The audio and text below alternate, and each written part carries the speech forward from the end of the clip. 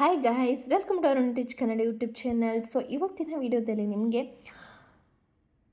ಸಮಾಜಶಾಸ್ತ್ರ ಅಂದರೆ ಸೋಷಿಯಾಲಜಿಯ second year BA ವಿದ್ಯಾರ್ಥಿಗಳು ಯಾರೆಲ್ಲ ಇದ್ದೀರಾ, ಹಾಗೆ ಯಾರ್ಯಾರು KSUನಲ್ಲಿ ಎಕ್ಸಾಮ್ ಕಟ್ಟಿದ್ದೀರಾ, ಸೊ ಅವರಿಗೆ ಅನುಕೂಲವಾಗುವಂತೆ ಹಾಗೆಯೇ ಈ ಒಂದು ಲೆಸನಿಂದ ಯಾವುದಾದ್ರು ಈ ಒಂದು ಸೋಷಿಯಾಲಜಿ ಸಬ್ಜೆಕ್ಟಿಂದ ಯಾವುದಾದ್ರು ಇಂಪಾರ್ಟೆಂಟ್ ಲೆಸನ್ಸು ಯಾವುದನ್ನು ನೀವು ಓದ್ಕೋಬೇಕು ಅನ್ನೋದನ್ನು ನಾನು ಈ ಒಂದು ವಿಡಿಯೋದಲ್ಲಿ ನಿಮಗೆ ತಿಳಿಸ್ಕೊಡ್ತೀನಿ. ಸೊ ವಿಡಿಯೋ ಸ್ಕಿಪ್ ಮಾಡಿದೆ ಎಂಡ್ವರೆಗೂ ನೋಡಿ ಅಂತ ಹೇಳ್ತಾ rest video.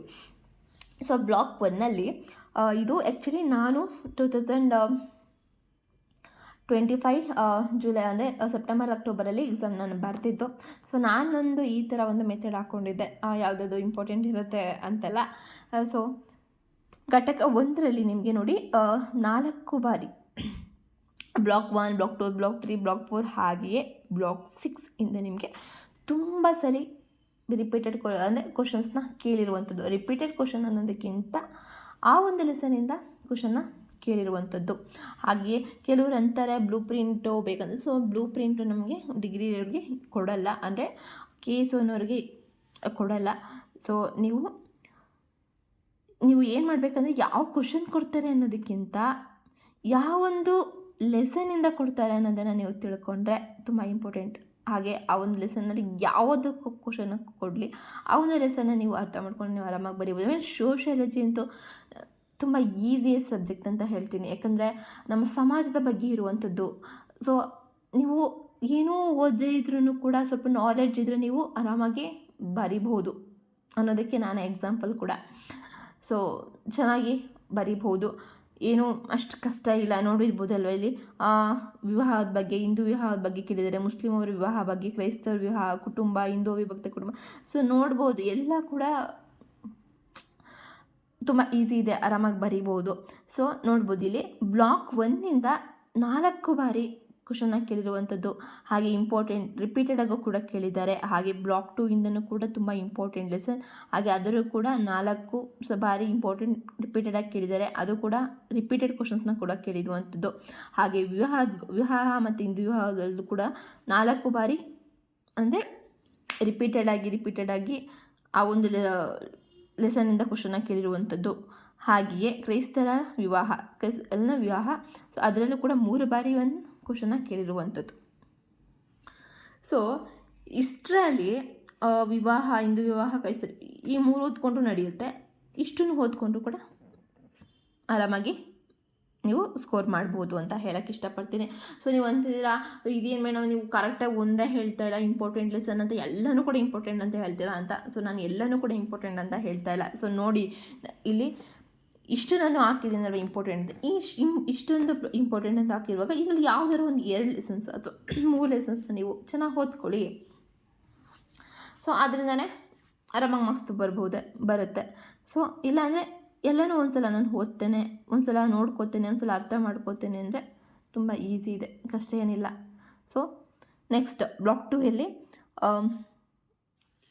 Block 1 and block 2 ಹಾಗೆ ಬ್ಲಾಕ್ 2ಅಲ್ಲಿ ಘಟಕ 7, ಘಟಕ 8 ಹಾಗೆಯೇ ಘಟಕ 10 ಹಾಗೆ ಘಟಕ 11 ಅದರಲ್ಲಿ ತುಂಬ ಅಂದರೆ ನೋಡಿ ಘಟಕ 8ರಲ್ಲಿ ತುಂಬ ರಿಪೀಟೆಡಾಗಿ ಕೇಳಿರುವಂಥದ್ದು, ಘಟಕ 10 ಮತ್ತು ಘಟಕ 11ರಲ್ಲಿ ತುಂಬ ರಿಪೀಟೆಡಾಗಿ ಕೇಳಿರುವಂಥದ್ದು.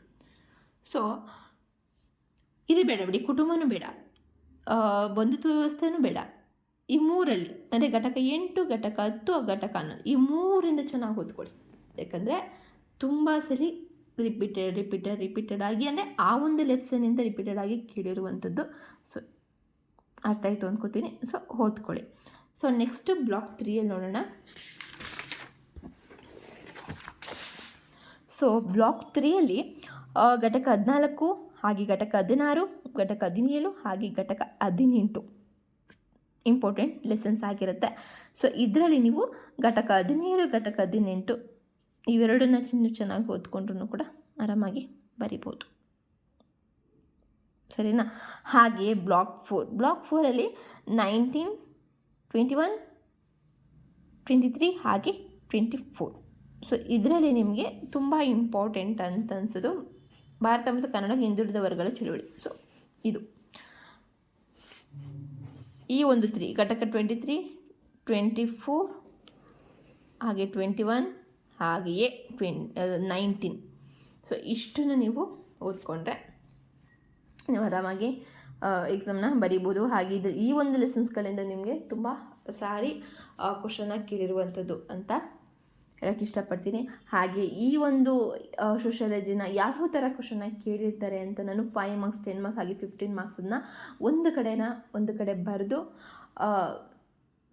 ಬರೆದಿದ್ದೀನಿ. ಸೊ ಅದನ್ನು ಕೂಡ ಇನ್ನೊಂದು ವೀಡಿಯೋದಲ್ಲಿ ನಿಮಗೆ ತಿಳಿಸ್ಕೊಡ್ತೀನಿ.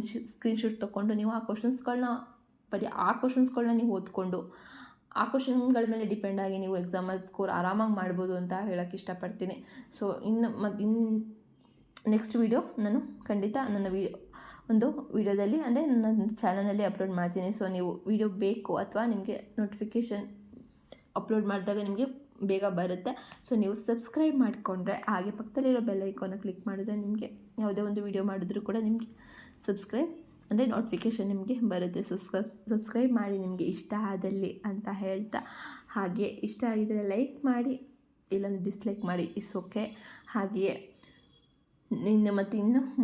ಮುಂದಿನ ವೀಡಿಯೋದಲ್ಲಿ ನಿಮಗೆ ಇಂಗ್ಲೀಷ್ ಹಾಗೂ ಕಂಪ್ಯೂಟರ್ ಬಗ್ಗೆಯೂ ಕೂಡ ನಾನು ಅಂದರೆ ಕಂಪ್ಯೂಟರ್ದು ನಾನು ಇಂಪಾರ್ಟೆಂಟ್ ಲೆಸನ್ಸ್ಗಿಂತ ನಾನು ಅದು ಡೈರೆಕ್ಟು ಆ ಪೇಪರ್ ಹೇಗಿರುತ್ತೆ ಹಾಗೆಯೇ ಕ್ವಶನ್ ಪೇಪರ್ ಹೇಗಿರುತ್ತೆ ಹಾಗೆ ಮತ್ತು ಅದು ಯಾವುದು ಜಾಸ್ತಿ ಇಂಪಾರ್ಟೆಂಟ್ ಲೆಸನ್ ಅಂದರೆ ಕ್ವಶನ್ನ ಕೇಳಿದ್ದಾರೆ ಅನ್ನೋದನ್ನು ವಿಡಿಯೋ ಮಾಡಿ ತಿಳಿಸ್ತೇನೆ.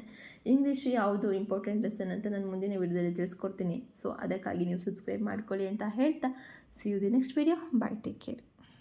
ಹಾಗೆ ನಿಮ್ಮ ಅನಿಸಿಕೆಗಳನ್ನ ಕಮೆಂಟ್ ಮೂಲಕ ತಿಳಿಸಿ. ನಿಮ್ಗೆ ಏನಾದರೂ ಡೌಟ್ ಇದ್ದರೆ ಹಾಗೆ ನಾನು ಅದಕ್ಕೆ ಖಂಡಿತ ನಿಮ್ಗೆ ರಿಪ್ಲೈ ಕೊಡ್ತೀನಿ. ನನಗೆ ಗೊತ್ತಿರೋ ಅಷ್ಟನ್ನು ನಿಮಗೆ ತಿಳಿಸ್ಕೊಡ್ತೀನಿ ಅಂತ ಹೇಳ್ತಾ, ಟೇಕ್ ಕೇರ್.